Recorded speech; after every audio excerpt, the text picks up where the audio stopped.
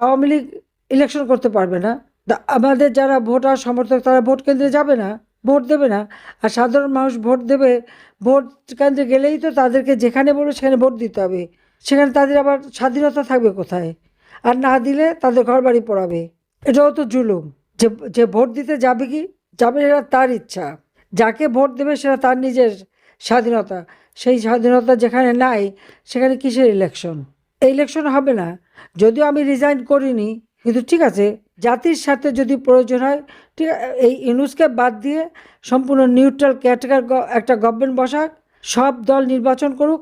আমরা যদি এতই খারাপ হই, আওয়ামী লীগ এত খারাপ, জনগণের কাছে গ্রহণযোগ্যতা নাই, তা আওয়ামী লীগের ইলেকশন করতে দিক। আমি কনভিক্টেড, করতে পারবো না, কিন্তু আমার পার্টি করবে। আমার পার্টি ইলেকশন করুক, আমি চাই সেটা। জনগণ বিচার করুক জনগণ কাকে চায়, আর জনগণ যাকে চাইবে সেই আসবে। এটা হলো আমার কথা, যে আমরা জনগণের উপরে সবসময় আস্থা রাখি। আওয়ামী লীগ, আমরা সবসময় জনগণকে বিশ্বাস করি, জনগণের আস্থা বিশ্বাস অর্জন করে আমরা ক্ষমতায় এসেছি, এবং জনগণের প্রতি আমাদের দায়বদ্ধতা। কাজে নির্বাচন হতে হলে সব দলকে নির্বাচন করতে দিতে হবে। ভালো না মন্দ, খারাপ নাকি, জনগণ বিচার করুক। ডক্টর মোহাম্মদ ইউনূসকে আমি আহ্বান করি, আসেন ইলেকশন করেন, আমার একটা কর্মীর সাথে ইলেকশন করেন, দেখি জামানত থাকে কিনা। সে সাহস তো নাই। সশস্ত্র বাহিনী, সেনাবাহিনীর অবস্থাটা কি? আগে মানুষ সেনাবাহিনী দেখলে একটা তটস্থ ভাব হতো, আর এখন তাদের মুখের উপরে গালি দেয়, স্লোগানও দেয়, ধোয়াও দেয়। বা কালকে ওই যে একজন বললো যে তোরা পাচাটা। শুধু তাই না, স্লোগান দিচ্ছে সেনাপ্রধানের নাম ধরে, ওয়াকান্না হাসনাত হাসনাত হাসনাত।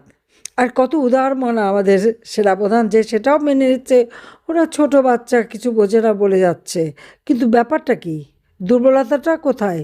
যে সেনাবাহিনীর জনগণের কাছে আস্থা বিশ্বাস থাকবে না, জনগণ যাদের মানে দেখলে যাদের বলে ধোঁয়া ধোঁয়া দেয়, স্বাধীনতা সার্বভৌমত্ব রক্ষা করবে কিভাবে? সেই সাহস কোথায় সেনাবাহিনীর? আমি তো খুব স্মার্ট করে গড়ে তুলেছিলাম, এগুলি এরকম হয়ে গেল কেন? সব সব যেগুলি যাদেরকে আমরা বাঘের বাচ্চা বানাইছিলাম, সেগুলো এখন বিড়ালের মতো মিউ মিউ করে। তো দেশের মানুষের সারা দেশে সেনাবাহিনী ডিপ্লয় করা আছে, ম্যাজিস্ট্রেসি পাওয়ার দেওয়া আছে, তারই মধ্যে প্রতিদিন খুন খারাপি প্রকাশ্যে। তাহলে আইন শৃঙ্খলা রক্ষাকারী তাদের কাজ কি? বা সেনাবাহিনী যে নিয়োগ দেওয়া হয়েছে তাদের কাজ কি? এই সমস্ত অপরাধীদেরকে রক্ষা করা। মব ভায়োলেন্সের নামে যারা জঙ্গি এবং সন্ত্রাসী কাজ করেছে তাদের রক্ষা করা। কিন্তু প্রকৃতপক্ষে মব যদি জাগে, তো এদের কি হবে?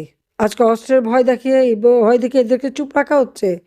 কথা কথা মারার ভয়তে কাউ একটা জেলা, উপজেলা, ইউনিয়ন, ওয়ার্ড, ইউনিটের আওয়ামী লীগের প্রত্যেকটা জায়গায় আওয়ামী লীগের নেতাকর্মীর ঘর বাড়ি জ্বালিয়ে দিচ্ছে, তাদেরকে নিঃস্ব করে দিচ্ছে, তাদের সমস্ত ব্যবসা বাণিজ্য প্রতিষ্ঠান সব ধ্বংস।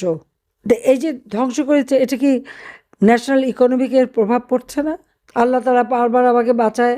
যেখানে আমাকে দুই বোনকে সেই দিন হত্যা করার কথা, সেখানে বেঁচে গেছি। তো বেঁচে যখন গেছি, অবশ্যই আবার বাংলাদেশকে ফিরে পাবো, এবং বাংলাদেশের মানুষের উপর যে অত্যাচার জুলুম তার বিচার করব ইনশাল্লাহ, এবং দেশকে আবার গড়ে তুলবো, এটা আমার বিশ্বাস। কাজে সেই বিশ্বাস নিয়ে সবাই ঐক্যবদ্ধ থাকেন। আর এই ইলেকশন কোনো ইলেকশন না, এটা ইলেকশন হতে পারে না। এটা ইলেকশনের থেকে একটা জঘন্য কাজ ইউজ করে যাচ্ছে, তার ক্ষমতাকে পোক্ত করা, ইন্টারন্যাশনালি দেখানো যে উনি ইলেকশন দিয়ে এখন শুদ্ধ হয়ে গেছেন। কিন্তু এই ক্রিমিনালের কোথাও জায়গা হবে না ইনশাল্লাহ। সবাই ভালো থাকেন। খোদা হাফেজ। জয় বাংলা, জয় বঙ্গবন্ধু। বাংলাদেশ চিরজীবী হোক।